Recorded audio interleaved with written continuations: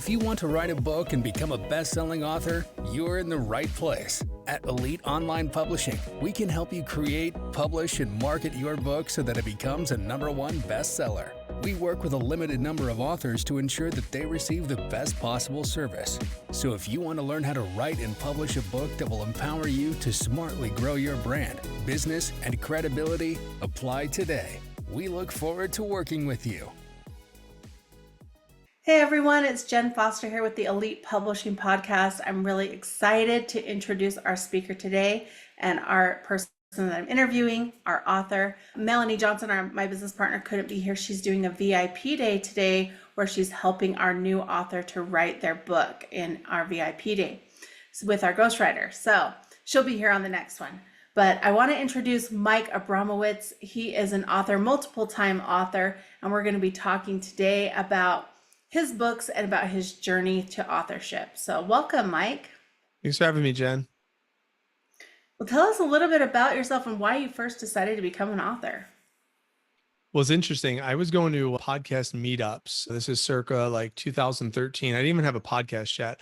I was just invited to go to these podcast meetups and I was like, all right, I'll go. And this was before podcasting was cool. And at that time, I just went to a Tony Robbins event and I walked across fire and I was on this mission, like to turn my mess of my valley of my 20s into a message. And I just didn't know what that message was. And the short of that was the 20s was my mom passed when I was 20. I had 3 rental properties. The market collapsed. I lost the money. I was in a 7-year relationship that ended. I was near bankrupt, negative $130,000 in debt, 400 credit score. I was in that's why I call it the valley of my 20s. Like it was like really deep, places that I just needed to climb out of. So then, 2012, 2013 is when I went to my first Tony Robbins event. On the other end of the event, he said, my mess is my message. I said, what does that mean for me? So I spent 300 hours speaking to the schools to figure out what that message is and just inspire. And I was just sharing my story and things I've learned in sales and things I've learned about time management and setting goals and mapping out to achieve those goals. So from that place, I was sharing with my Cutco customers. I was doing Cutco sales and training sales reps on how to sell Cutco. And I said, I'm going to go into the field. I'm going to just start sharing my goal that I want to write a book. I didn't know what I wanted to write the book about, but then as I was speaking, I was going to turn it into a book. My mentor at the time, or like my new mentor, my friend who turned into a mentor, he told me to do a podcast. And I was like, no, I don't want to do it. That's too complicated. This is 10 years ago, over 10 years ago. I was like, that's complicated. I don't even have a microphone, and all this. He's just like, no, it's simple. I promise you, you early in, it's going to be better. I was like, no, I'm going to write a book because that's tangible. That's going to be here to stay. So this was my mindset here. So he sat down with me and he gave me the roadmap to help me create a brand and how to use Fiverr.com to help me with my logo and how to do it all by myself and self-publish this thing. Cause he did that with his book. And I left that conversation in October of 2014. And from October of 2014, I launched it in March or April of 2015, maybe. So I immersed myself into figuring out what is the message for that book. And that was Grab Tomorrow, Your Best Year Ever. So it was Your Best Year Ever Blueprint. I was doing these as a workshop for students of how to create your best year ever through goal setting and starting at the high level of what are your dreams, your dreams list, and then paring it down to out of those dreams, which would be a target dream. And then out of those target dreams, what would be a 1-year goal that would move you towards some of those dreams? And then breaking that down to 6 months and then 2 months and then 90 days, or then 30 days. And then what are your tiny actions that you could take every day towards those dreams? So it's very much like a goal setting workbook paired with some of my stories that I've overcome and learned and whatnot. And that was the birthplace. So, typed it all up, created it. And then I found a copy editor on Fiverr.com. I found a logo designer on Fiverr.com. I found someone who can turn it into KDP publishing format on Fiverr.com. And I built it on a shoestring budget. And then on social media, told everyone, I was like, I'm launching a book. Check it out. 99 cent Kindle thing. Yeah. And it reached #1 on I did my launch party, reached #1 on Amazon and in a couple of different categories. And it was a really cool experience to do. And the money that I did make, I started a local charity called PB&J for Tampa Bay, where we provided sandwiches and Mm-hmm. meals to the less fortunate. So I kind of tied the book to the passion project to help with a new brand identity for me at that Mm-hmm. season of life, because most people in my life knew me for my business being in Cutco, but I wanted them to see me in this different entity of my brand, which was Grab Tomorrow Right. at the time. So the Yeah. book was a great resource for that. I love that. And I love that you like had the book help you to get your platform. So you already kind of had it because you were doing the trainings and doing the speaking and doing the stuff, but then it branded you, and then all the people on social media could see that, this is how it works.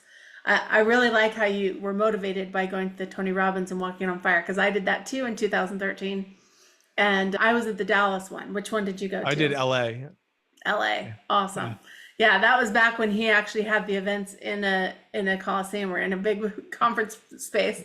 Yeah. Because I just redid one a couple years ago, and it was all online. So it was very Yeah. interesting. But there's a lot more people that could come because it was online. But it was really Mhm. cool.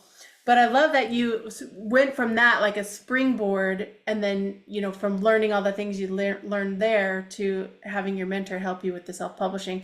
Did you ever think about doing a traditional publishing, or did you just always want to self-publish? I always self-published because it wasn't a money grab, and all the Yeah. publishing, acquaintance from the Cutco community is Chandler Bolt, and as he was kind of Mm-hmm. rising up with self-publishing school, I was going to go through his program, and I was like, if I was going to Mm-hmm. invest thousands of dollars, I don't know if I'll get a return on that. I don't know if I'm going to Yeah. make the money back on the book, because the book Mm-hmm. was more of a branding tool than it was Mm-hmm. to make passive Yeah. income, because I Right. wasn't sure what I was going to do to make the money on it. What I ended up doing to make money was I turned it into a curriculum that I could sell to the school district. And that was the Yeah. motive, Oh, there because you a go. friend and acquaintance of mine, Hal Elrod and John Vroman, Mm-hmm. they were making money, Josh Ship, speaking to the schools. So I was like, all right, I could take my book just like they had their book, bring it to the schools, they buy the books, pay me as a speaker. And that was my focus. And it was good Mm-hmm. until it wasn't, meaning it Yeah. was good until it was so time consuming. And I was just spread way too thin for the minimal reward. And then also realizing how strapped the school district was for capital, and how Right. tough it was to jump through all the hoops just to get paid for certain things. It was just a lot of work for a minimal return Yeah. for me. So Uh-huh. that's why I completely pivoted and sunsetted the books and the speaking and all that stuff. But it was such a learning experience. And now I have them. I have the books. There's Yeah. the How many branch do you off. have now? So there's 9. So that's what these on Mm-hmm. the video for watching. But Yeah. so this one was my first one, Your Best Year Ever. But then I went on this stint of real stories, real people. So I essentially, Mm-hmm. instead of interviewing people on a podcast, I took the podcast concept and I interviewed them for the books. So that was Mm. this one over here, which was real stories, real people. So I had come across several individuals who said, I would love to write a book to tell my story. So I said, what if I just created a book filled with stories for them to just share their stories? And then it would give them the gateway into launching their book. Now that I launched mine, I can help others do that. So I was Mm-hmm. collecting all these stories, and I took the first 15 and put it into this book over here. And then I did Facebook Lives where I interviewed them, and then they shared their stories that way. So it's kind of my version of a podcast. And, before it Mm-hmm. was the cool thing to do. But then I said, that was very general stories. What if I could take specific stories? So then I launched Strong Independent Single Moms. This was an Mm-hmm. audience that I felt connected to, because I was coaching these students, and a lot of them had these single moms. I was like, man, this group of women are just so impressive as what they were doing. I want to spotlight them. So I spotlighted them in this one. Then I did a weight loss book, stories of weight loss, of people losing 200 or 300 pounds. It was just so cool. And then Mm-hmm. this one, overcoming limitations. And then this one, stories of death of a loved one and how they navigated a death of someone close to them. So it was all these. And then my favorite one was a guided journal that I created. It was called Grab Your Thoughts, a guided journal, because some people would say like, I don't know how to journal. So I took my top Mm-hmm. 50 journal questions, put them into a guided journal with my thoughts and some places for them to do. So that was my favorite piece. And then there was a planner, like a time management guide called Grab Your Mm-hmm. Time. So it was all under this grab tomorrow, grow, reevaluate, appreciate, believe. And it was cool, man. It was a lot of fun, Jen. Highly recommend That's someone, awesome. if they have something to say, a book is a great tool, and it was a great tool for me. Um, but yeah, anyway, kick it to you. That's I don't know. I'm awesome. just rambling at this Yeah. point. I love it. Well, let's talk. Your last book, or the one that you pointed to last, was the time management. So let's talk about that for a minute, because I think a lot of authors struggle with, like, they work on their own business and then it's like, when do you have time to write? So Hmm. let's talk about your time management. I love that you have the planner, because I feel like when I use a planner and write things down and schedule my time, I use my online calendar, but I also have a planner because when I'm writing things down, something connects in my brain that's a little different than just, having it online and on Google Calendar. So let's tell us about your strategies on time management and how you were able to get all of this stuff done. I know you mentioned outsourcing to some of the work. So tell us a little bit about that. So there's lots of unpack in a short period of time. So the short of it Yeah. is, so I'll give you the short version. Then if there's specifics, then we could go in any direction. So Okay. there was a couple of pieces. The first was for me collecting the stories. I needed a market to collect the stories from these people. And there was a twofold opportunity there, is because I was spotlighting their stories for the book, they would also market for me. So there was a double Mm-hmm. tier there, because if they're featuring a book, they're going to want to be show and tell other people. That's how I had two other bestsellers out of those stories books. So there was like a two-part process. So I had to find the people who collect their stories, but then I also wanted them to market it out as well. So Mm-hmm. that's how I kind of leveraged a little time, my version of a Mm-hmm. ghostwriter, I guess.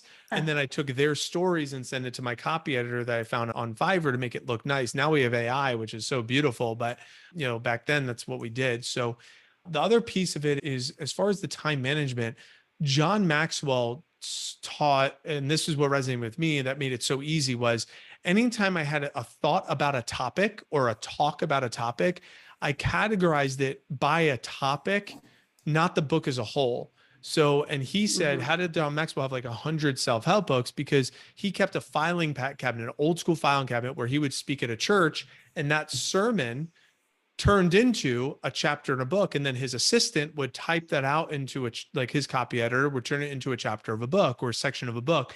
So it's kind of what I did. So anytime I talked about like personal growth, or anytime I talked about time management or goal setting or whatever, like that was a talk that became a section or a chapter of a book. So I was able Mm-hmm. to take, and still on this phone, on my cell phone, I have me speaking at the school, sending the audio to someone on Fiverr to transcribe it for me, Mm-hmm. and then take the transcription, send that to the copy editor to turn it into book format, or like reading that looks nice. Yeah. Now again, Yeah. AI makes it so Formatting. much Mm-hmm. easier to do that, but this is what my version of it. So I was leveraging my time by influencing multiple audiences with the same one piece of content.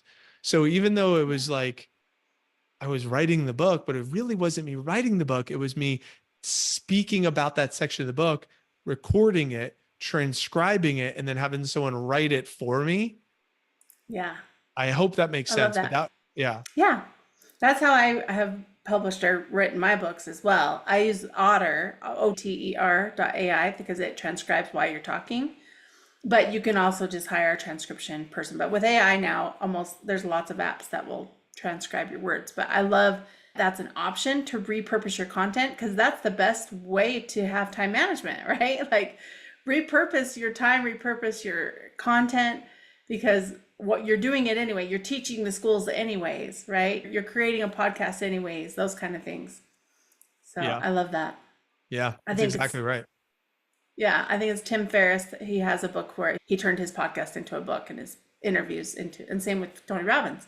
He has, he interviewed all those people and then turned it into a book for Life Force. And I'm sure some of his other books too. But yeah, I think it's a great way to get a book written and to have the time management. So how do you have that passion and drive? Because I know, like sometimes it's just natural. I can see a lot of passion in you and drive, and you have like a purpose. But some people, I think it's harder for them to find that. How did you find your passion and purpose? And what could drive you to motivate you to get these things done? I can speak to only what is true for me. I can't say what might be true for someone else, but what's true for me is I realize that it's a lot of the pains that I've overcome, that I feel like I've climbed those hills, it pulls me to want to help other people do the same. So like there's like this pulling that is from that has been from that place. So I think if somebody is ever feels like they're stuck or I'm not like really passionate about something, I would just invite them to think about what is something that you have overcome that maybe other people are at the bottom of the hill that you're already at the top of.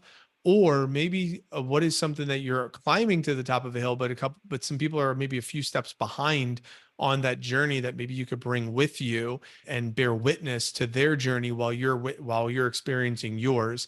I think there's just something about, the human experience for me that is there's a fair amount of predictability to the human psychology of the way we think and the way we act and our habits and our behaviors, that there's not so much unique that's so much that makes your human experience so unique that it's like if someone says, "Oh, but you don't understand the stuff that I've been through." You know, there's someone that probably still needs you to share like what you have gone through. And even if it's not going to be this bestseller that gets you famous and makes you millions of dollars, it might reach those handful of people that just needed to see and experience what you have done. And there's something to that. There's someone Mhm. that could be inspired and empowered. So that's why I didn't know who was watching me. I still don't know who's watching me. Yeah. But if I could lead a life that is an example for myself, and if others just happen to be witnessing that, and it could help them as well, then I feel like I owe it to them. I owe it to myself. I owe it to my creator, my parents. Like if I have the Mhm. capacity, then I might as well live in that zone of genius as much as possible. And not that I get a perfect score on it, but it does take a high level of intentionality to be a solid man and a solid husband and a solid dad and a solid business owner. And like I didn't want to go work out today in the garage. I didn't want to woke up at 7:10. I was like, damn, I got to go work out. I don't really feel like it, but I did. And I felt better Mhm. afterwards.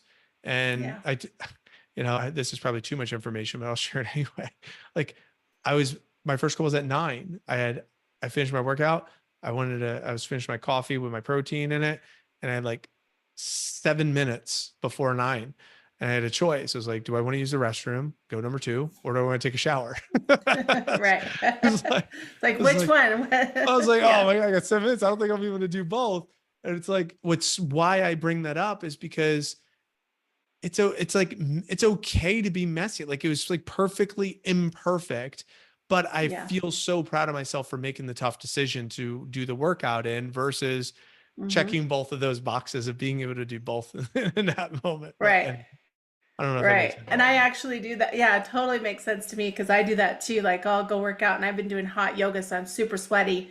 But I know I have a call, but I'm like, I can shower later because I'm gonna just jump on the call and it's okay, even if it's a Zoom call, especially if it's someone my team member or my business partner. I'm Yeah. like, it's okay because I know I have this other block of time that I can shower because I really need to get my workout in. But I didn't wake up early enough to do both the shower and the workout. So it's like, yeah, prioritize. Yeah. But it doesn't matter, right? Yeah. Um, but what matters is getting the workout in and being accountable to yourself, right? Yeah. And that's what it comes down to. It's like when I rest Yeah. my head on the pillow at night, I just want to know I gave my best at that during that day. And Yeah. if it wasn't my best work, that's okay. It's just like, did I do the best that I possibly could in the moments with what I had? And if not, then how might I recover tomorrow? And I think Yeah. that's like the whole premise of the books of Grab Tomorrow. It's like, we can have what we want as long as we want to be intentional with it. It's different than where I'm at Hmm. right now, but those were foundational for me 10 years ago to build the Hmm. life that I have right now, which is what I call better than rich. It's like having time Yeah. freedom and having the ability to do and choose and just the freedoms of like 3x location, time, and money freedom. Like that's an amazing place to be, but it wasn't that way a decade ago. So it's really cool Right. to like see the foundation that the books have laid for me. And now I get to like kind Mm-hmm. of rest on the shoulders of some of that and build on that. Mm-hmm. I like that. Well, where can people go to find more information about you and to get your books? Well, the books, you helped me make sure it's like a link on Amazon. So you should check out what Jenn is offering to help you do some of that stuff. But they're on Amazon. So Mike Abramowitz or Grab Tomorrow on Amazon for the books. But if you wanted to hang out with me right now, is betterthanrich.com/90-day plan. That literally goes directly to my calendar. And I'm doing like GSD workshops, get stuff done workshops, where if you actually like Mm-hmm. want to get stuff done with delegation or with automation or with AI, those workshops are all on that site too. So betterthanrich.com/90-day plan. Scroll to the bottom, it'll show you my next upcoming GSD workshops. And that'd be the best place. That goes directly to me versus like my AI version of me or my VA version of me. Yeah. Awesome. I Yeah. love that. Well, great. We'll put those up in the show notes so people can go and get that. And you can go and you can grab the books for Grab Tomorrow on Amazon. Check it out. Thanks, Mike, for being here. My pleasure. Thanks for having me. Yeah. If you guys would like to subscribe to our podcast and follow us so you can get more of these amazing podcasts and interviews. And of course, if you want to publish with us, you can find us at eliteonlinepublishing.com. Talk to you soon. If you want to write a book and become a best-selling author, you're in the right place. At Elite Online Publishing, we can help you create, publish, and market your book so that it becomes a #1 bestseller. We work with a limited number of authors to ensure that they receive the best possible service. So if you want to learn how to write and publish a book that will empower you to smartly grow your brand, business, and credibility, apply today. We look forward to working with you.